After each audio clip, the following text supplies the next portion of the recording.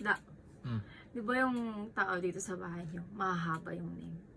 Mm. Kay Tita Aida, Mm. yung tawag mo na lang Ma. Mm. Ako Tita na lang, Ta. Mm. Ganun.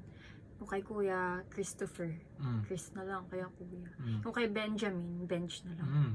Tapos yung sa'yo, Joshua, Mm. Mine na lang na tawag ko. Galing ah. Paano mo, hindi ka nang ginigilig! Ulit! Di ba? Tapos yung Joshua, mahal.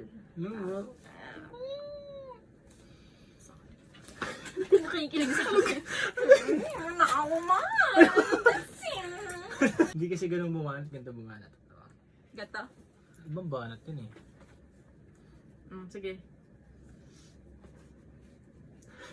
Very high school ah. Hindi, yung delivery mo kasi. Ganito kasi dapat to. Yun na. Di ba, pangalan ng kuya mo, mahaba. Sa mama mo, mahaba din. Tapos tayo sa ama. Yeah. Ikaw, pangalan mo, Razel.